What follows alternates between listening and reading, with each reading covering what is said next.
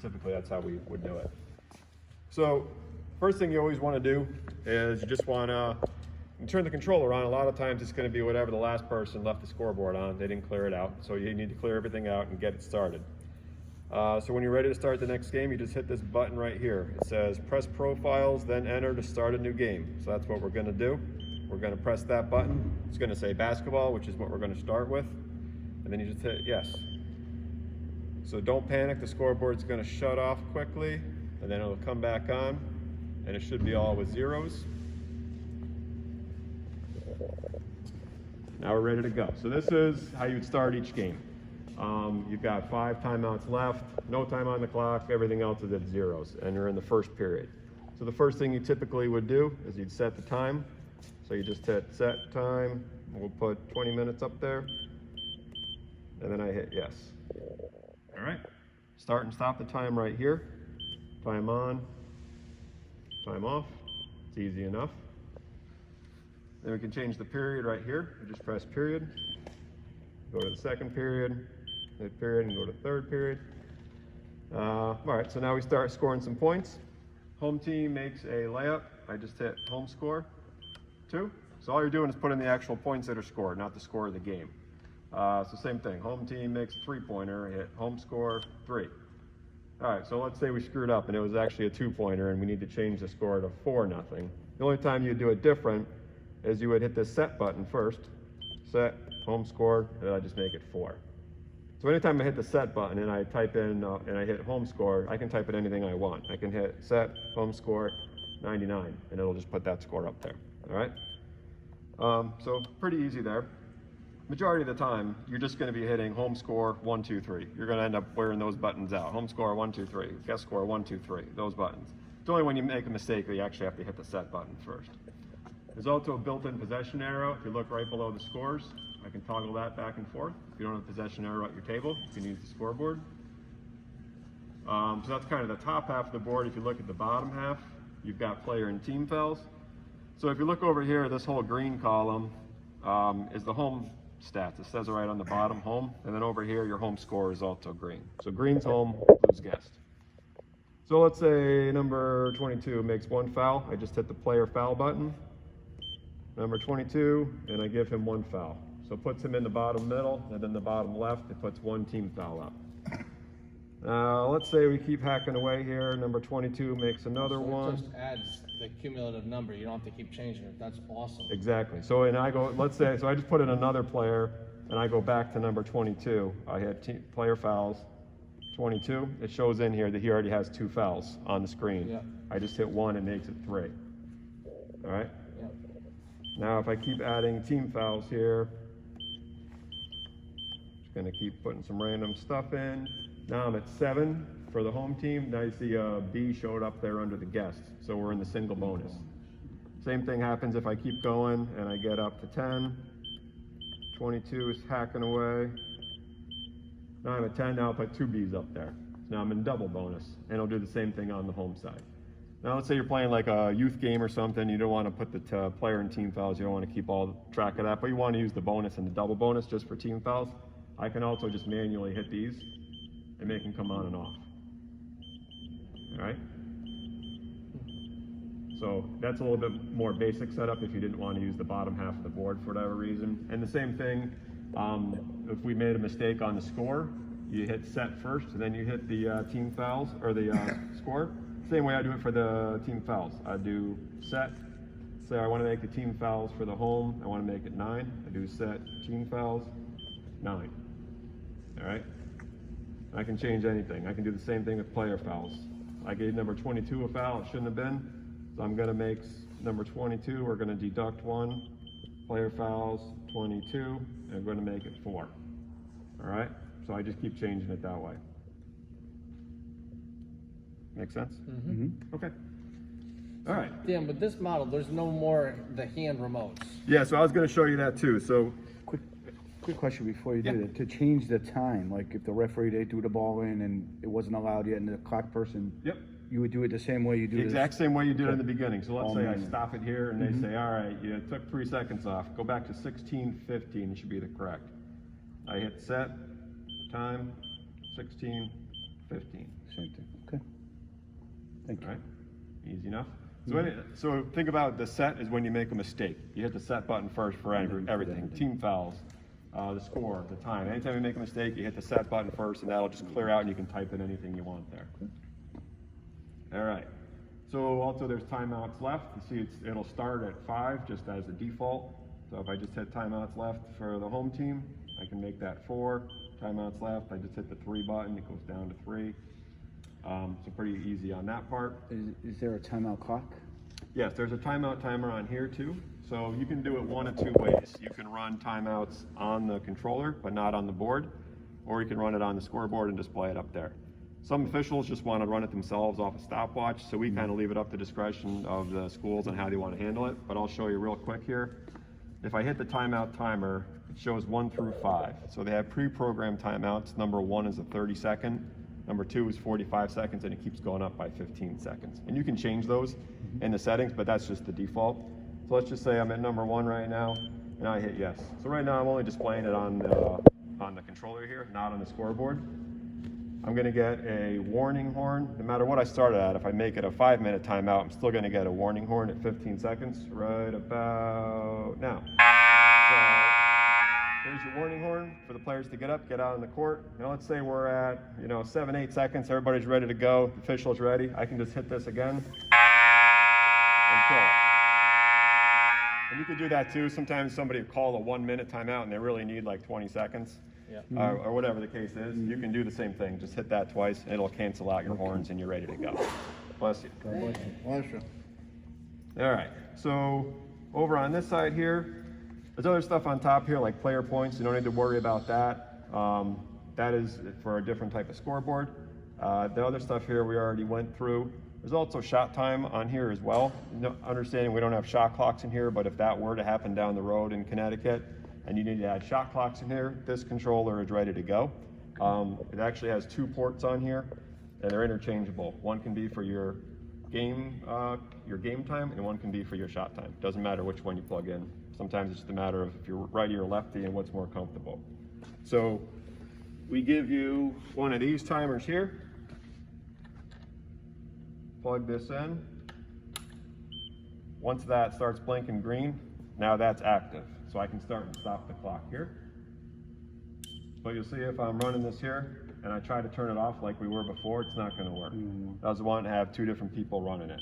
So let's say, God forbid, middle of the game, somebody breaks this, they snap the cord, they step on it. So if I unplug it, it still doesn't work. All right? But all I need to do is turn the controller off on the side, like just how we turned it on. Let it blank out. Turn it back on, and the controller actually has a battery inside of here that stores all the data that was up there before. So when this comes back on, this is right where we left off. So you don't lose anything, and now I can start and stop my time from here again. So that whole process took maybe 10 seconds or so. Not a big deal. I'm going to put this back over here just because it's one less thing I have to hold. All right, so there's also a manual horn here that you can hit.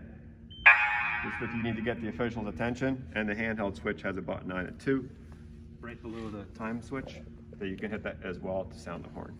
So a couple of different ways you can sound the horn. I showed your PE teachers a way to turn the horn off, especially during the school day, if they wanted to use the scoreboard and run it, but they don't want the horn going off while the classes are in session. You can change that. You just keep going here. First thing I'll show you is brightness. You can always dim it down. I'm just hitting the yes button, it's going high-low. If I keep hitting this and I get all the way to main time, this just shows that the time is set to count down. Like once or twice a year, somebody calls and says they're having a walkathon and they want it to count up. So all you need to do is hit the yes button and that arrow goes up.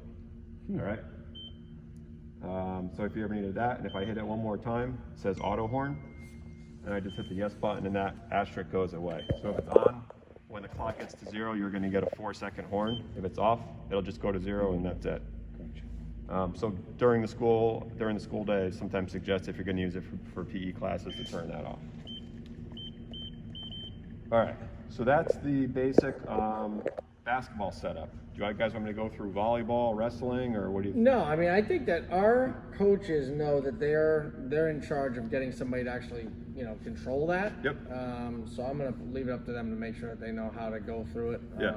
Really, the big one is just volleyball. It's rally scoring, so that's easy to do as long as they can set in the score. They're not using time.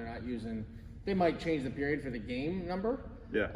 But as far as anything else, I think we'll be set. I'll just show you real quick how to change the sport without actually going through all the different stuff. Oh, wow. So I just took that overlay off and I put this new one in for volleyball.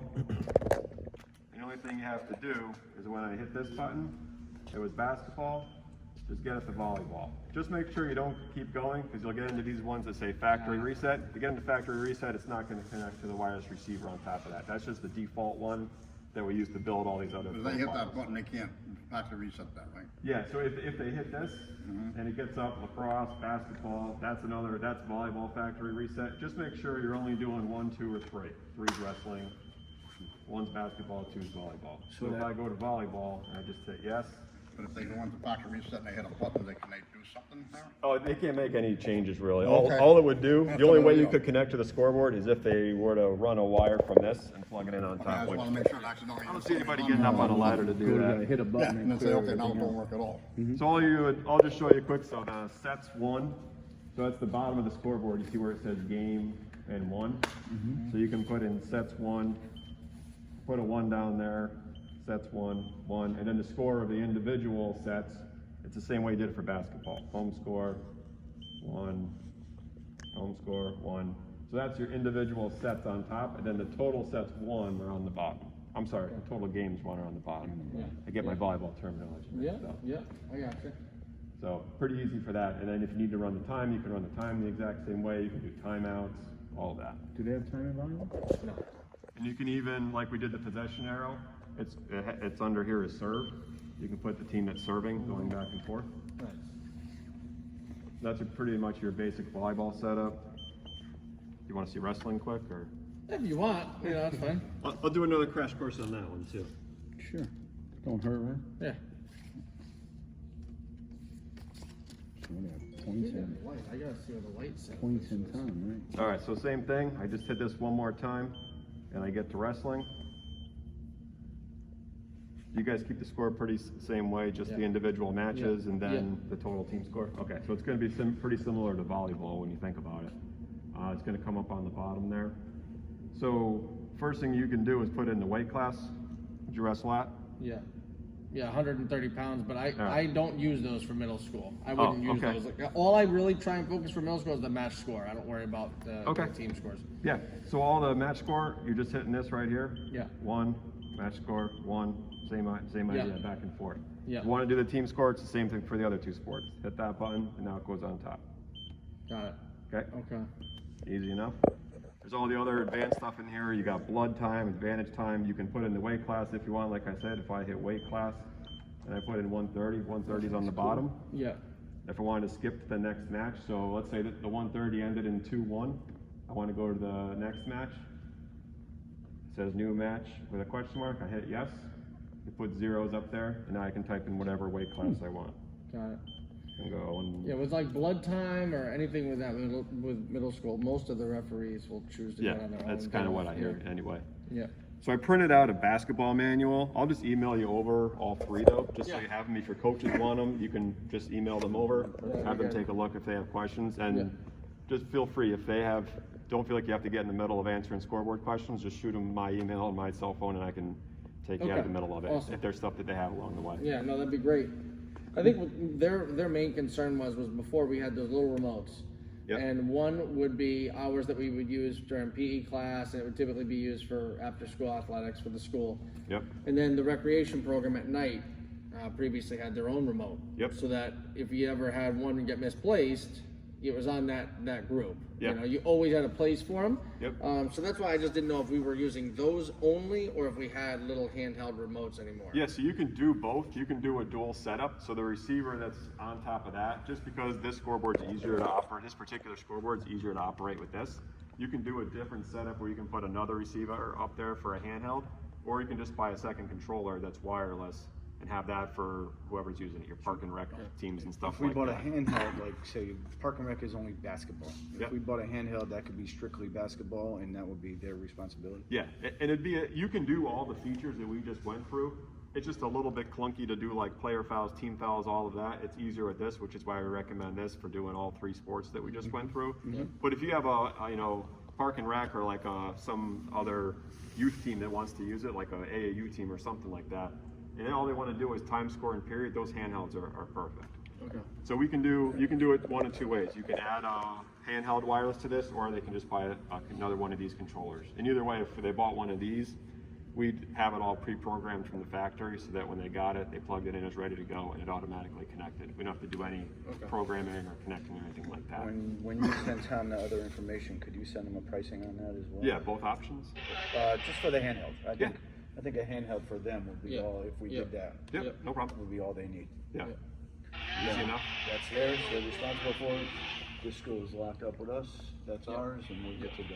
Yeah, Yep. absolutely. And then, it also has worked for you guys too. If something were to happen or you lost this or somebody broke it, You have that. you could grab theirs and you could at least get by running the game. Absolutely. Doing it that way, so you can have each other as a backup, doing it that way. Okay, thank you. It's excellent. Thank you, Dan. Yeah, no problem. Thank you. Questions? So, All right, sounds easy to good. use. You answered them all. You know how to get a hold of me if you need me. Yep. Thank you. Thank you very